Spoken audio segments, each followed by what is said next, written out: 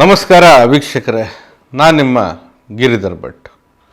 ಈ ಹಾಳಾದ ಶತ್ರುಗಳ ಕೈವಾಡ ಅಥವಾ ಅವರ ಮಸಲತ್ತು ಒಂದಲ್ಲ ಎರಡಲ್ಲ, ಸಾಕಷ್ಟೇ ಇದ್ದೇ ಇರುತ್ತದು.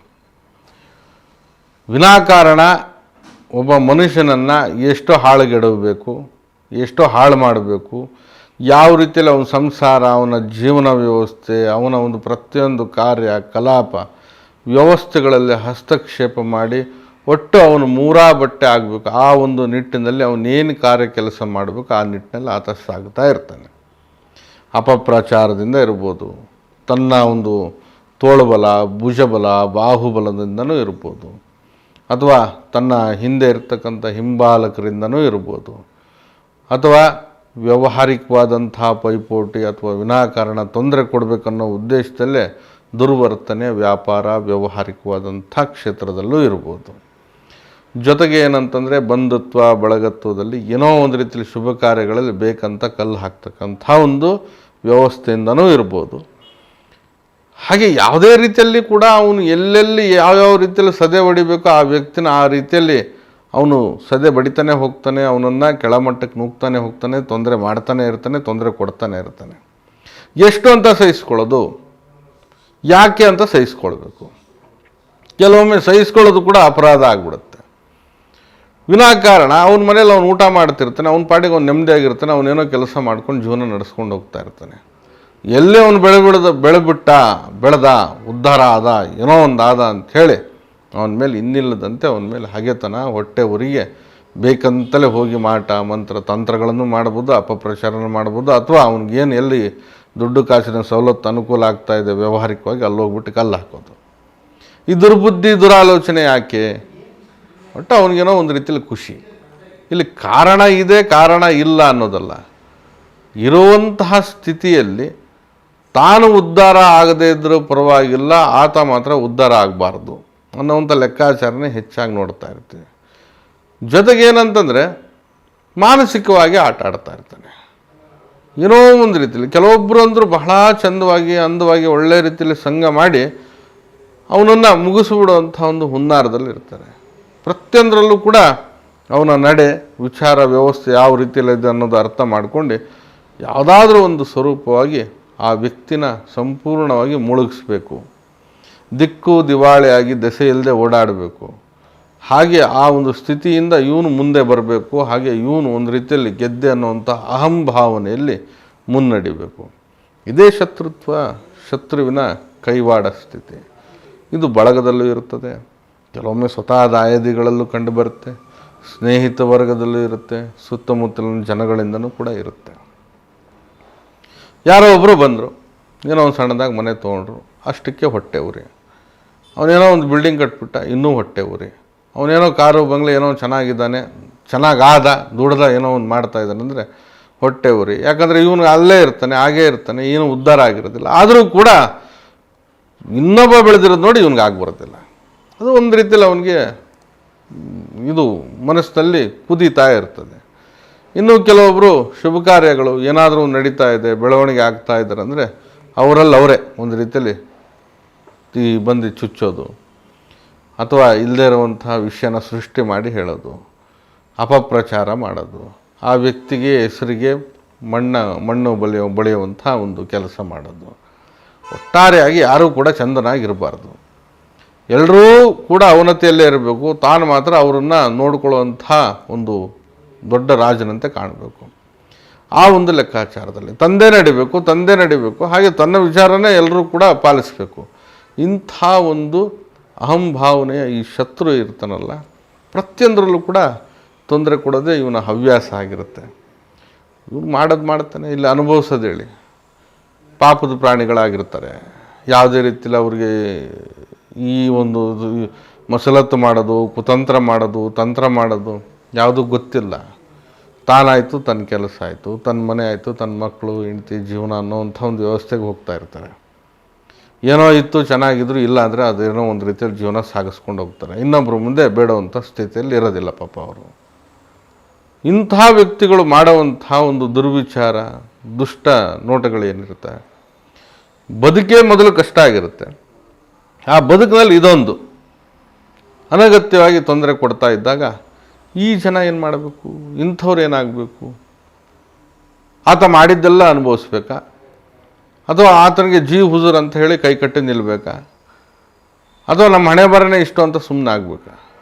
ಈ ಕೆಲವೊಮ್ಮೆ ಏನಾಗುತ್ತೆ, ಇಂತಹ ಒಂದು ಯೋಚನೆಯೇ ಹೋಗ್ಬಿಡ್ತಾರೆ. ಯಾಕಂದರೆ ಅವನು ಬಲಿಷ್ಠನಾಗಿದ್ದಾನೆ ಅಂತ ಹೇಳ್ಬಿಟ್ಟು ಅವರ ಒಂದು ಸ್ಥಿತಿ ಮತಿನೇ ಮರೆತು ಬಿಡ್ತಾರೆ. ಯಾಕೆ ಬೇಕಪ್ಪ, ಕೊಚ್ಚೆ ಮೇಲೆ ಕಲ್ಲು ಹಾಕೋದು ಯಾಕೆ, ಸಗಣಿ ಮೇಲೆ ಕಲ್ಲು ಹಾಕೋದು ಯಾಕೆ, ಈ ಕೆಸರು ನಮಗೆ ಎರಚುತ್ತೆ, ಬೇಡ ಬೇಡ ಬೇಡ ಅಂತ ತಳ್ಕೊಂಡೇ ಹೋಗ್ತಾರೆ.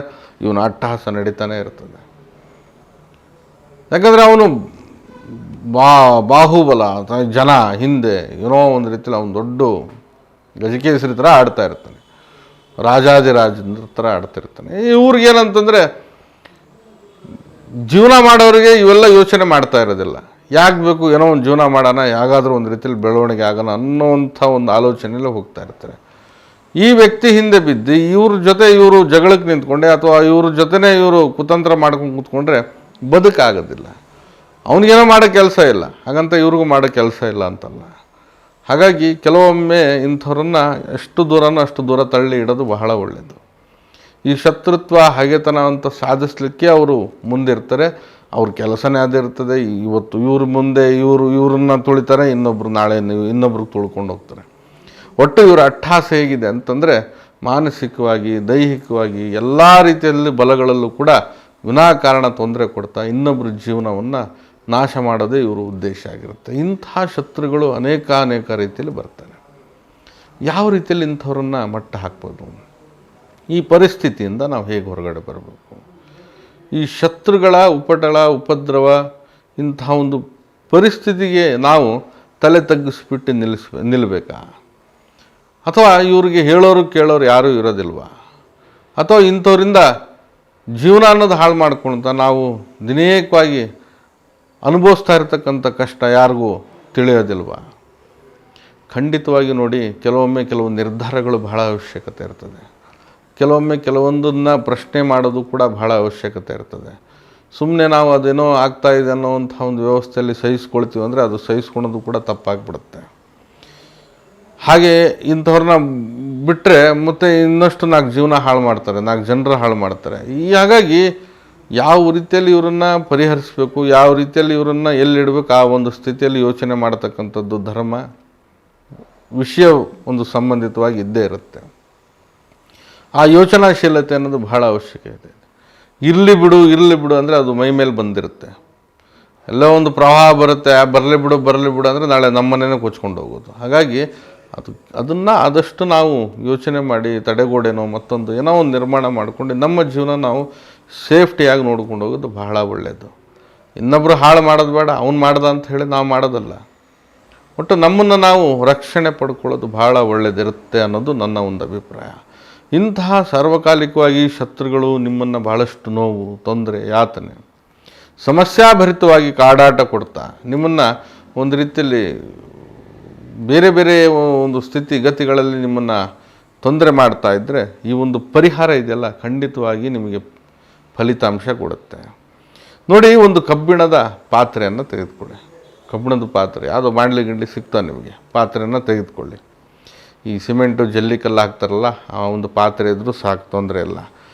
ಅದರಲ್ಲಿ ನಿಮ್ಮ ಎಡಗೈಯಿಂದ 6 ಮುಷ್ಟಿ, ಅಂದರೆ ಮುಷ್ಟಿ ಅಂದರೆ ಈ ಗಾತ್ರದಲ್ಲಿ ಬರುತ್ತೆ, 6 ಮುಷ್ಟಿ ಎಡಗೈಯಿಂದ ಬಿಳಿ ಸಾಸಿವೆಯನ್ನು ಹಾಕಿ, ಈ ತಾಮ್ರದ ತಗಡು ಬರುತ್ತೆ, ಗ್ರಂಥಿಗೆ ಅಂಗಡಿಯಲ್ಲಿ ಸಿಗುತ್ತೆ, ಆ ತಗಡಿನ ಮೇಲೆ ಶತ್ರುವಿನ ಹೆಸರನ್ನು ಬರೆದು ಅದೇ ಪಾತ್ರೆಯಲ್ಲಿ ಹಾಕಿ ಆ ಬಿಳಿ ಸಾಸಿವೆ ಜೊತೆಗೆ ಕರ್ಪೂರ ಮತ್ತು ಸಮಿತಿಗಳು, ಯಾವುದಾದ್ರೂ ಸಮಿತಿಗಳನ್ನು ತೆಗೆದುಕೊಳ್ಳಿ, ಕರ್ಪೂರವನ್ನು ತೆಗೆದುಕೊಳ್ಳಿ, ಸಮಿತಿ ಇಲ್ಲದ್ರೆ ಕಟ್ಟಿಗೆ ಯಾವ್ದಾದ್ರು ತಗೊಳ್ಳಿ, ತೊಂದರೆ ಇಲ್ಲ, ಸಹಾಯದಿಂದ ಅದನ್ನು ದಹನ ಮಾಡಿ ಸುಟ್ಟು ಹಾಕಿ.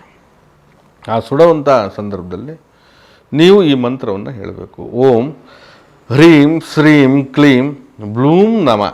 ಇನ್ನೊಮ್ಮೆ ಹೇಳ್ತೀನಿ ನೋಡಿ, ಓಂ ಹ್ರೀಂ ಶ್ರೀಂ ಕ್ಲೀಂ ಬ್ಲೂಂ ನಮ. ಈ ಮಂತ್ರವನ್ನು 21 ಬಾರಿ ತಾವು ಅದರ ಮುಂದೆ ಕುಳಿತು ಜಪ ಮಾಡಿ. ಇದನ್ನು ಅಮಾವಾಸ್ಯೆ ಅಥವಾ ಹುಣ್ಣಿಮೆಯ ಸಮಯದಲ್ಲಿ ಮಾಡಬೇಕು. ಸಂಜೆಯ ಸಮಯವನ್ನು ನಿಗದಿಪಡಿಸ್ಕೊಂಡು ಮಾಡಿ, ನಿರ್ಜನ ಪ್ರದೇಶದಲ್ಲಿ ಇಂತಹ ಕ್ರಿಯೆಯನ್ನು ಮಾಡಿ. ಇದಾದಮೇಲೆ ಅವಶೇಷಗಳನ್ನು ಯಾವುದಾದ್ರೂ ಹರಿಯುವಂಥ ನೀರು ಅಥವಾ ನಿರ್ಜನ ಪ್ರದೇಶ ಎಲ್ಲಾದರೂ ಒಂದು ಕಡೆ ಯಾರು ದಾಟದಿರೋದು ತುಳಿದಿರೋಂಥ ಜಾಗದಲ್ಲಿ ಹಾಕಿ. ಖಂಡಿತ ಈ ಆ ಶತ್ರುವಿನ ಸಮಸ್ಯೆ, ಆ ಶತ್ರುವಿಂದ ಆಗ್ತಾ ಇರತಕ್ಕಂಥ ಸಂಚಕಾರ, ಉಪದ್ರವ, ಉಪಟಳ, ಕಿರಿಕಿರಿ, ಕಾಡಾಟ, ದುಃಖ, ದುಮ್ಮ ಎಲ್ಲವೂ ಕೂಡ ನಿಮಗೆ ಪರಿಹಾರ ಸಿಗುತ್ತೆ. ಹಾಗೆ ಇಂತಹ ಒಂದು ದುಸ್ಸಾಹಸ ಮಾಡ್ತಾ ಇರತಕ್ಕಂಥ ಶತ್ರು ಕೂಡ ಯಾವುದೇ ರೀತಿಯಲ್ಲಿ ನಿಮ್ಮನ್ನು ಏನೂ ಮಾಡಲಿಕ್ಕಾಗಲ್ಲ ಅಂಥ ಒಂದು ಪರಿಸ್ಥಿತಿನ ಇದು ನಿರ್ಮಾಣ ಮಾಡುತ್ತೆ. ಖಂಡಿತ ಶತ್ರು ಇದರಿಂದ ಅನುಭವಿಸುವಂಥದ್ದು ಬಹಳಷ್ಟು ಇರುತ್ತೆ. ಆತನೇ ಕೂಡ ಈ ಸ್ಥಿತಿನ ಅವನು ಮುಂದುವರಿಸ್ಕೊಂಡ್ರೆ ಅವನೇ ಧೂಳಿಪಟ ಆಗುವಂಥ ಒಂದು ಸ್ಥಿತಿಗತಿ ಪ್ರಾಪ್ತಿ ಆಗುತ್ತೆ. ಹಾಗಾಗಿ ಈ ತಂತ್ರ ಪರಿಹಾರ ಬಹಳ ವಿಶೇಷವಾಗಿ ಉಪಯುಕ್ತಕರವಾಗಿದೆ. ಖಂಡಿತವಾಗಿ ಮಾಡಿ ನೋಡಿ, ಫಲಿತಾಂಶ ಸಿಗುತ್ತೆ. ನಾನು ನಿಮ್ಮ ಗಿರಿಧರ್ ಭಟ್. ನಮ್ಮ ಕಚೇರಿ ಅಥವಾ ಮನೆ ಬಂದು ಜ್ಞಾನ ಭಾರತಿ ಯೂನಿವರ್ಸಿಟಿ ಕ್ವಾರ್ಟರ್ಸ್ ಸರ್ಕಲ್ ಬೆಂಗಳೂರಲ್ಲಿದೆ. ಬರೋರು ಮೊದಲೇ ಸಮಯವನ್ನು ನಿಗದಿಪಡಿಸ್ಕೊಂಡು ಬರ್ರಿ. ಬರಲಿಕ್ಕೆ ಸಾಧ್ಯ ಆಗಿಲ್ಲ ಅಂತಂದರೆ ಈ ಕೆಳಗಡೆ ಕಾಣ್ತಾ ಇರ್ತಕ್ಕಂಥ ಮೊಬೈಲ್ ನಂಬರ್ಗೆ ಕರೆ ಮಾಡಿ ಮುಕ್ತವಾಗಿ ಸಮಾಲೋಚನೆ ಕೂಡ ಮಾಡ್ಬೋದು. ಶುಭವಾಗಲಿ. ನಮಸ್ಕಾರ.